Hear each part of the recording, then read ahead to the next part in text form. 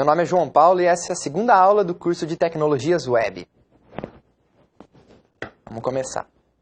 Bom, o conteúdo dessa aula, primeiro vou falar um pouquinho da World Wide Web e do protocolo HTTP, que é o protocolo que a gente usa para visualizar as páginas de internet. Depois vou falar um pouquinho de correio eletrônico, que são os e-mails. Depois sobre transferência de arquivos. E por último, de DNS, que é um serviço muito útil para a gente poder navegar na internet sem grandes problemas. Vamos começar. Bom, www vem do inglês World Wide Web, que é como é conhecida a internet. Tanto que a gente vê nos endereços, normalmente a gente coloca antes www. Aí a gente coloca o domínio, o nome do endereço da internet que a gente quer navegar. Bom, a internet é formada por clientes e servidores, que trocam informações entre si. Eles normalmente utilizam o protocolo HTTP para transmissão de páginas web, que seria o Hypertext Transfer Protocol, protocolo de transferência de hipertexto. Bom, ele é um modelo utilizado para transferência de dados via internet, o HTTP. Para transferência de dados, ele pode transferir vários tipos de dados, mas normalmente ele é usado para transferir páginas em HTML. Bom, como que a gente vai localizar uma página, pedir para ser exibida, transmitir essa página para a nossa máquina, para a gente poder visualizar? Via URL, que é Universal Resource Location. Através da URL que a gente localiza o conteúdo na internet. Tá? Aqui está um exemplo de URL. Então, a primeira parte da URL, HTTP. Então, a gente vai falar qual protocolo que a gente vai usar para navegar nessa página de internet. Depois, a gente vem com o URL, que é o endereço da página. Vocês podem observar que começa com www. Hoje em dia, nem precisa mais do www, mas virou convenção colocar o www antes do domínio. E aqui vem o domínio, essa parte aqui é o domínio da empresa ou do site que a gente está visitando. Como que a gente acessa isso? Via navegador. Aquela barra de endereços do topo do navegador é onde a gente vai digitar o endereço, digitar o protocolo. Normalmente a gente nem precisa digitar o protocolo HTTP, porque é de praxe usá-lo. Então, se a gente digita o endereço, o navegador ele subentende que a gente vai estar usando o HTTP para fazer essa navegação. Bom, o protocolo HTTP utiliza um modelo requisição-resposta. Então, nós temos uma máquina cliente, como eu disse que a internet é formada de clientes e servidores. A gente tem uma máquina cliente e uma máquina servidor. Qual que é a diferença disso? O servidor é onde está armazenada a página de internet. E o cliente somos nós, que queremos visualizar essa página. Então, nós temos posse de um navegador web. Pode ser Chrome, Firefox, Internet Explorer, qualquer navegador web a gente precisa para poder acessar essa página lá no servidor. E o servidor tem um outro software, que não é um navegador web, é chamado de servidor web.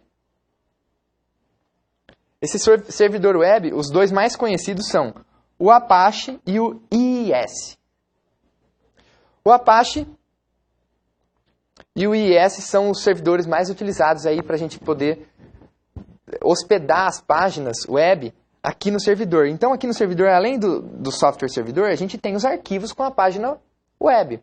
Quando a gente desenvolve uma página, esses arquivos têm que estar fisicamente no servidor, para que a gente possa acessá-los via requisição, e o servidor transmite esses arquivos para nós via resposta. Bom, vamos falar um pouquinho dos servidores web. Servidor web é um software que roda em uma máquina. A partir do momento que essa máquina está servindo um serviço, que no caso é um serviço de páginas web, ela já é denominada servidor. Mas o servidor mesmo é o software. Aqui nós temos os dois principais servidores de páginas web da internet, que é o Apache HTTP Server e o IIS, que é o Microsoft Internet Information Services. Bom, o Apache foi criado em 96 e ele é um projeto de código aberto, ou seja, a gente consegue visualizar o código-fonte, como ele é desenvolvido, como foi desenvolvido o Apache. E a gente consegue até modificar esse código, se for o caso. E ele é mantido pela Apache Software Foundation. Essa Apache Software Foundation é uma fundação e ela mantém muitos e muitos outros projetos, além do Apache HTTP Server. A Microsoft é quem é a mantenedora do IIS e ele é parte do sistema operacional Windows. Então ele já vem com o Windows. Se a gente quiser servir uma página web, quem tem Windows consegue configurar o IIS e aí a gente, tendo os arquivos de web, a gente vira um servidor de páginas web. Ele tem algumas particularidades que ele suporta outros tipos de protocolo, como o FTP e o SMTP. O FTP para transmissão de arquivos e o SMTP para envio de e-mails. E ele tem alguns módulos de extensão também, então ele é bem encorpado. Não que o Apache também não seja um bom servidor web. O Apache, normalmente, quando a gente está falando de servidor web, ele roda em máquinas com Unix ou Linux. Mas existe o Apache para Windows também. Já o IIS é só no Windows.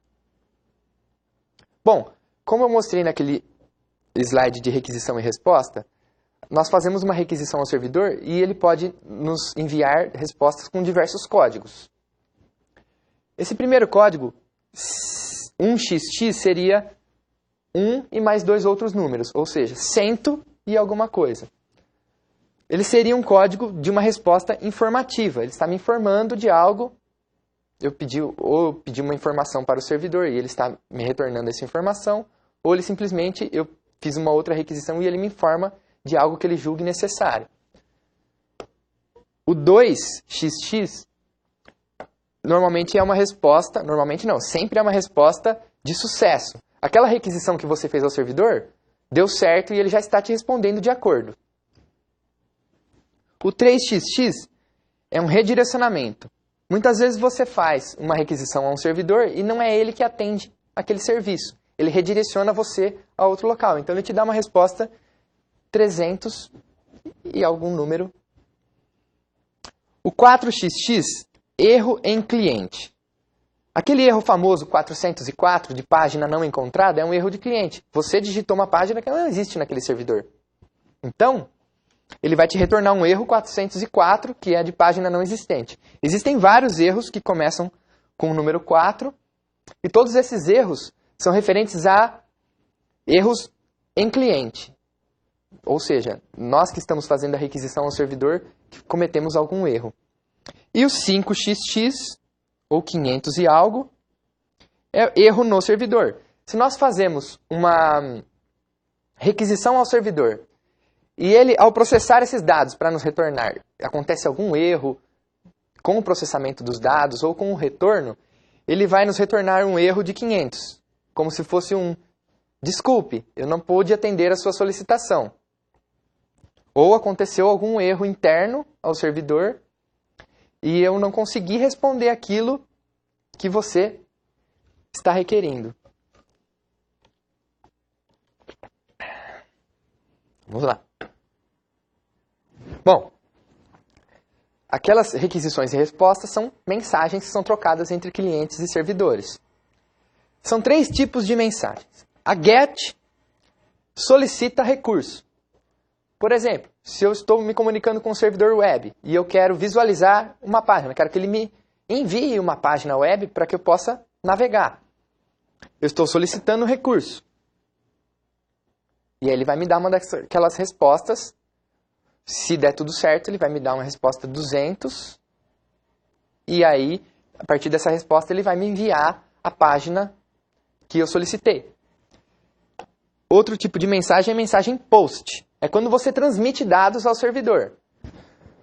Isso é muito utilizado em formulários. Quando a gente está numa página e existe um formulário para a gente preencher com alguns dados e você clica em enviar, esses dados vão para o servidor, onde ele vai persistir esses dados num banco de dados, ou ele pode processar esses dados e te retornar de alguma forma. Tudo que você está enviando dados ao servidor, você faz via POST. E o head, que é quando você solicita uma informação no servidor. Por exemplo, você solicita a informação se alguma página existe, antes de pedir a requisição dessa página. Bom, aqui um exemplo de requisição GET. Eu envio um GET para o servidor com o nome de algum arquivo que eu queira que ele me responda. E ele vai me enviar uma resposta com um cabeçalho. Nesse cabeçalho vai ter o código, se ocorreu o erro, se foi tudo bem. A gente vai ver um exemplo aqui. Aqui é a mensagem de requisição. Eu mando a mensagem de requisição via HTTP e falo para ele o que eu quero, o que eu estou requerendo. Ele vai me enviar uma resposta com um cabeçalho. Inclusive tem até aqui o tamanho da página que eu estou requerendo, o tipo de servidor que ele é, data, hora, tem uma infinidade, e o tipo do conteúdo. E o mais importante, o código do cabeçalho. Vocês estão vendo que o código é 200, e 200 é um código de sucesso. Então ele me retornou essa página com sucesso. Falar um pouquinho de correio eletrônico, e-mail. Foi uma das primeiras aplicações criadas para a internet. Como a internet, no começo, foi criada por necessidades de comunicação, nada melhor do que inventar uma carta virtual, que era o modelo de comunicação antigo, uma carta virtual que fosse mais rápida, mais confiável, e eles inventaram o e-mail. As mensagens de e-mail que a gente envia são compostas por um cabeçalho e um corpo. Nesse cabeçalho, a gente utiliza normalmente MIME. O que seria esse MIME? Seria o tipo de mensagem que nós estamos enviando para o servidor de e-mail. Eu vou dar um exemplo aqui com o cabeçalho e o tipo de mensagem MIME. Conteúdo do MIME é composto por versão, descrição e tipo de conteúdo. Se eu quiser enviar uma mensagem texto simples, o conteúdo do MIME é 1. Se eu quiser enviar uma mensagem em HTML, com tabelas, um pouco mais diagramada, o tipo de conteúdo é outro. Então nós vamos ver aqui o exemplo do cabeçalho MIME. Aqui eu falo a versão do cabeçalho. Aqui as informações gerais, qual o IP, datas, para onde ele foi enviado, né, qual o endereço de e-mail. Esse aqui é um código interno. Assunto da mensagem. Quem enviou essa mensagem e para onde essa mensagem foi enviada. Aqui, o mais importante, tipo de conteúdo. O tipo de conteúdo dessa mensagem foi texto plano. Texto plano seria uma mensagem de texto simples. Se eu estivesse enviando uma mensagem de texto em HTML, eu teria aqui text/HTML. E aí eu conseguiria enviar mensagens marcadas, né? Marcadas como, por exemplo, uma tabela ou um negrito, esses detalhes de texto que a gente pode usar em mensagens hoje em dia. O que a gente usa para enviar o e-mail? Para enviar e-mail, a gente usa um protocolo SMTP. A gente viu o protocolo HTTP, é um protocolo de envio de páginas web. Agora, SMTP é um protocolo de envio de e-mails. Bom, ele sempre vai enviar de uma máquina cliente para um servidor de e-mail. Você não envia um e-mail diretamente para outro cliente. Sempre você vai enviar para um servidor e esse destinatário do e-mail vai buscar a mensagem no servidor. Bom, protocolo SMTP, no cabeçalho dele você tem que ter o to. O to quer dizer para onde você vai enviar o e-mail. Esse é obrigatório, você saber para onde você está enviando o e-mail, já que ele é um protocolo de envio de e-mails, né? Uma coisa interessante sobre o SMTP é que ele mantém a tentativa de envio. O que significa isso? Se ele tentou enviar para o servidor e o servidor não recebeu essa mensagem, ele vai continuar tentando por muito tempo, até que o servidor receba essa mensagem. Então a gente envia uma mensagem e esquece, porque o SMTP vai dar conta de reenviar isso várias vezes para nós. Utiliza a conexão TCP na porta 25. Por que conexão TCP? Porque precisa da integridade dos dados. Quando a gente está enviando um e-mail, a gente não pode ter pacotes corrompidos, que ele pode danificar a nossa mensagem ou até enviar para um destinatário errado. Agora que a gente enviou a mensagem para o servidor, como que a gente faz para essa mensagem chegar no destino? Nós temos dois protocolos diferentes de recebimento de mensagens. O POP3 é um protocolo que ele faz uma cópia da mensagem no cliente. O que significa que o cliente, ao acessar o servidor, o servidor vai falar, olha, a gente tem 30 mensagens para você. O servidor vai enviar essas mensagens para o cliente e o cliente vai fazer uma cópia local dessas mensagens no seu computador. Para isso, normalmente, a gente usa um cliente de e-mail, que seria um software que vai implementar o POP3 e trazer os e-mails para nós. E aí o POP3, a gente baixa as mensagens do servidor, fica com uma cópia local delas. Se a gente estiver sem conexão com a internet, a gente vai ter essas mensagens ainda localmente.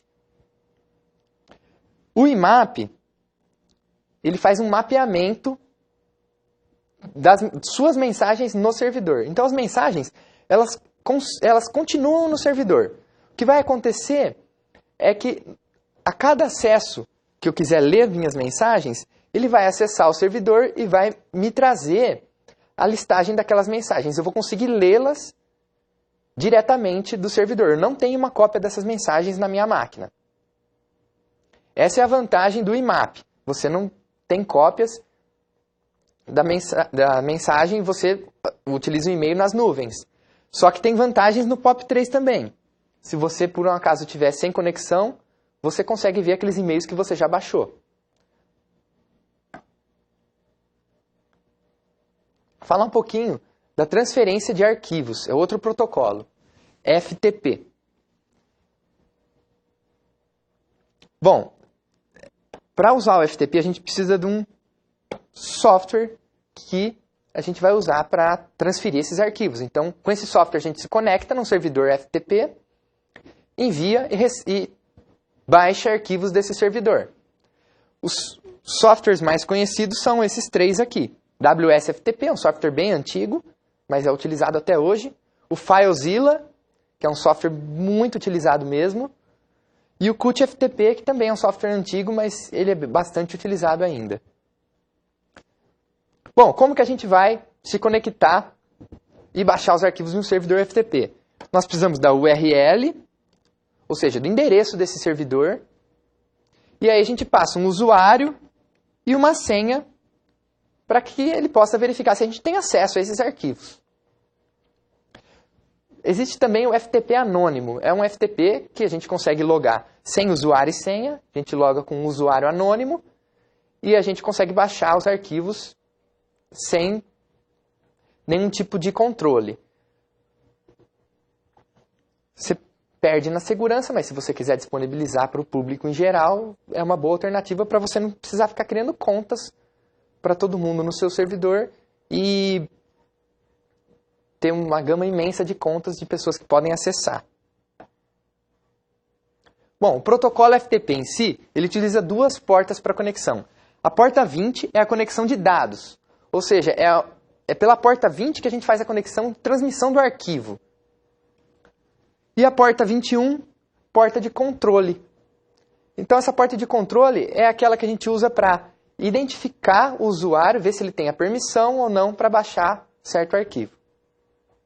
Aqui está um exemplo de URL do protocolo FTP.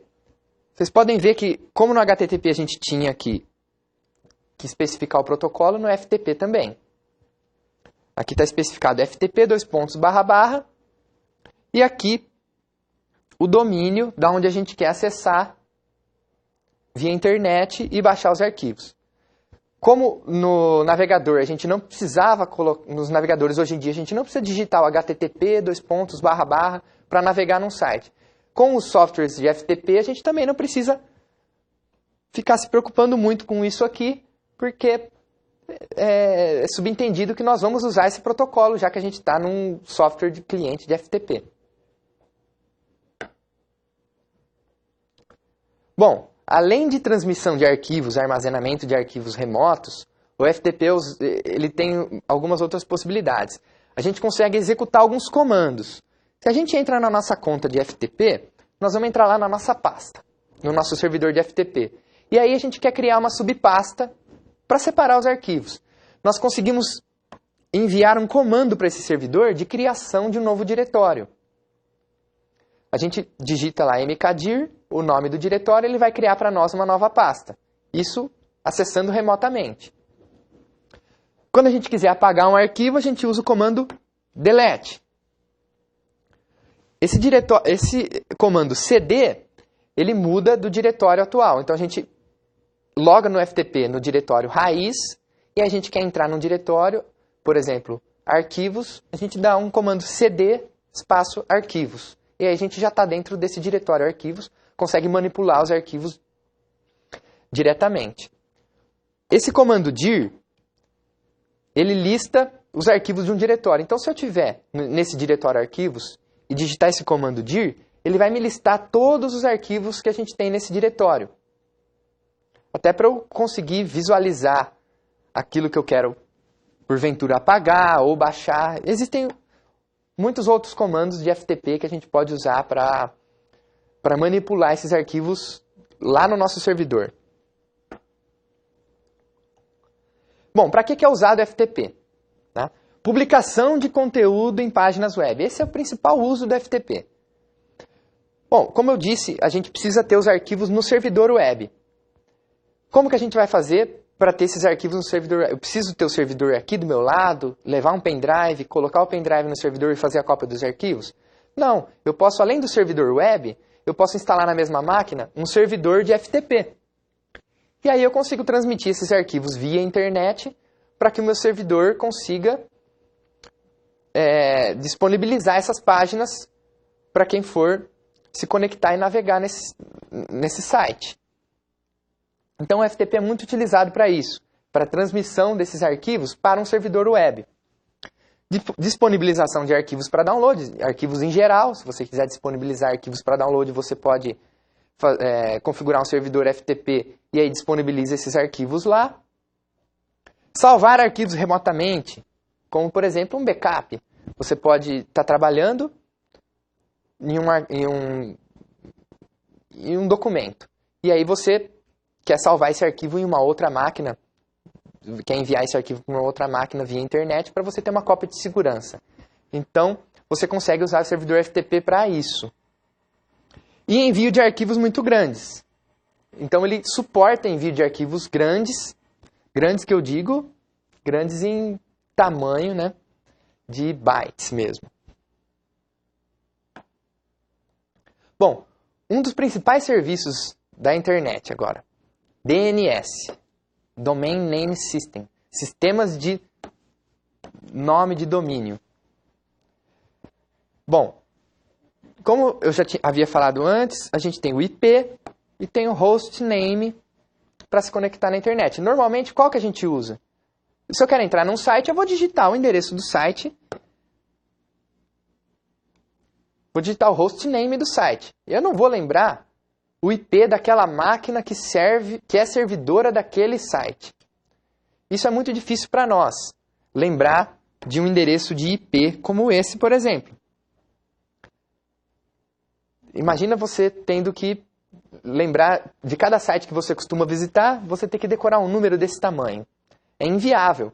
Só que para a transmissão de pacotes na internet, para o roteamento dos pacotes, esse endereçamento via IP é muito bom. Ele é excelente. Eles conseguem mapear um servidor rapidamente usando esse endereço de IP. Ao contrário do mapeamento usando host. Então, para os dois mundos, para o mundo dos servidores e da rede, é bom a gente usar o IP. Eles usam o IP para endereçamento. No nosso mundo de usuários, nós usamos o hostname. Ele é muito mais fácil de lembrar do que o endereço de IP. Bom, mas como que eu faço para saber se eu estou acessando um hostname, para saber qual máquina que eu estou acessando? Ou se eu digito isso aqui no navegador, como ele sabe que eu tenho que acessar essa máquina? Porque ele vai acessar primeiramente um servidor de DNS. E lá no DNS ele vai fazer a consulta desse site que a gente digitou. Ele vai fazer a consulta de qual IP referente a esse site. E aí ele faz a requisição para o IP. Vamos ver um exemplo disso. Como que lá no DNS funciona? Lá dentro. Ele amarra um endereço de IP com um hostname. Então o que acontece? Quando você pesquisa por um hostname, ele te devolve o endereço de IP. Quando você pesquisa por um endereço de IP, ele te devolve o hostname. Ele faz essa tradução de ambos os lados. Ele traduz de IP para hostname e vice-versa.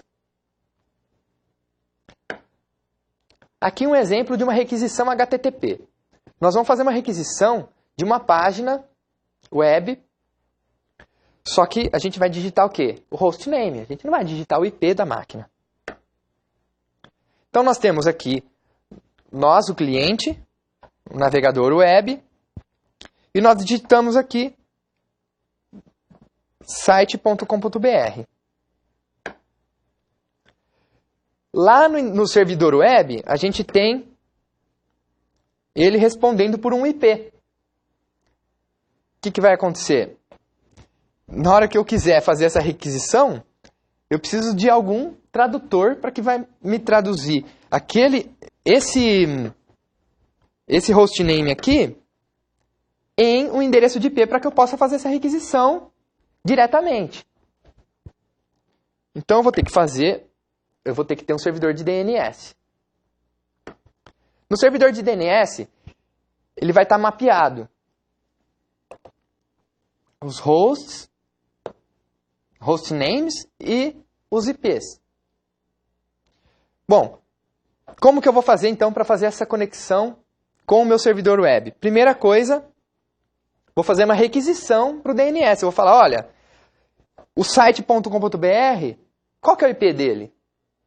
Aí o DNS vai lá, pesquisar na base dele de informações e vai me falar, olha, o endereço IP desse que você me pediu é esse aqui. Aí eu falo, bom, vou fazer a requisição para esse IP então. Faço a requisição para o servidor web e o servidor web me traz uma resposta dessa requisição. Entendido? Então, recapitulando. Voltar uns aí. Isso. Primeira coisa que eu faço, requisição para o DNS. Resposta do DNS para mim com o número de IP. Requisição para o servidor web. Ele me responde dependendo da página que eu fiz a requisição. Pessoal, muito obrigado. Essa foi a segunda aula.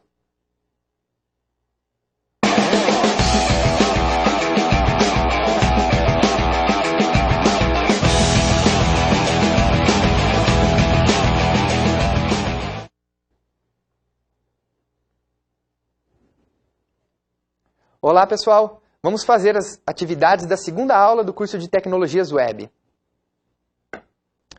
Primeira perguntinha. Quais os principais softwares servidores web? Aqueles softwares que vão instalados numa máquina e aí essa máquina passa a ser um servidor de páginas web. Bom, na aula nós citamos dois dos principais. O Apache HTTP Server, muito utilizado em servidores com sistema operacional Linux, e o Internet Information Services, que é o IIS da Microsoft, que inclusive já é parte integrante do Windows. Então esses são os dois principais software servidores de web. Existem outros, mas grande parte das páginas web são hospedadas em servidores Apache ou IIS. Segunda perguntinha. O que o HTTP utiliza para localizar conteúdo na internet? Dê um exemplo. Bom, ele utiliza normalmente os endereços hostname, que são os URLs. Localização universal. Tá? Então, a localização universal, o que acontece? Ele só vai ter um com esse nome aqui. google.com.br, por exemplo. Então, ele vai usar essa URL para fazer a consulta no servidor de DNS e fazer a requisição. Terceira pergunta. Qual o protocolo utilizado para se enviar mensagem de e-mail? Vocês lembram que existe um protocolo para a gente enviar a mensagem e dois protocolos para a gente receber essa mensagem. O protocolo de envio de mensagem é o protocolo SMTP, Simple Mail Transfer Protocol. Ele trabalha com TCP na porta 25. Então, a gente transmite sempre e-mails da nossa máquina, nós somos o cliente, para um servidor de e-mail. Então, a gente usa o SMTP para fazer essa transmissão. E aí, o destinatário vai recolher essa mensagem no servidor de e-mail. Quais são as duas partes das quais uma mensagem de e-mail é composta? Vocês lembram que uma mensagem de e-mail, além de ter o corpo, que é a mensagem em si, ela tem um cabeçalho. O cabeçalho diz para onde ela vai, qual o horário e principalmente qual tipo de mensagem que nós estamos enviando. Então vocês lembram lá que eu falei do tipo, do content type, text plain, ou seja, texto plano. Quando esse for o tipo de conteúdo, a gente vai trabalhar com textos simples. Quando a gente estiver passando text HTML, seria um texto formatado usando a linguagem HTML. Então o e-mail, recapitulando, ele tem duas partes, o cabeçalho e o corpo. Quinta e última pergunta. Dê 3 exemplos de comandos FTP e explique-os. Vocês lembram que no servidor de FTP a gente tem alguns comandos que a gente pode usar para manipular nossos arquivos lá dentro. Vamos ver aqui os 3 de exemplo. Delete. Ele vai apagar o arquivo. Se você der um comando, eu estou lá no meu servidor de FTP, eu dou um comando delete, espaço, nome do arquivo, ele vai apagar aquele arquivo do servidor. E isso é imprescindível para a gente poder manipular os dados dentro do servidor. Esse comando cd, comando cd é muito utilizado para a gente navegar entre as pastas que a gente tem no servidor de FTP. Então, se a gente está numa pasta, deletou um arquivo, quer voltar para uma outra pasta ou acessar qualquer outra que seja, desde que a gente tenha permissão, a gente usa o comando cd. O comando dir, ele vai listar os arquivos de um diretório. Eu estou num diretório, por exemplo, diretório aulas, e a partir do momento que eu digito dir, ele vai me mostrar todas as aulas, todos os arquivos que eu deixei dentro desse diretório. Muito obrigado, pessoal. Essas foram as atividades da segunda aula.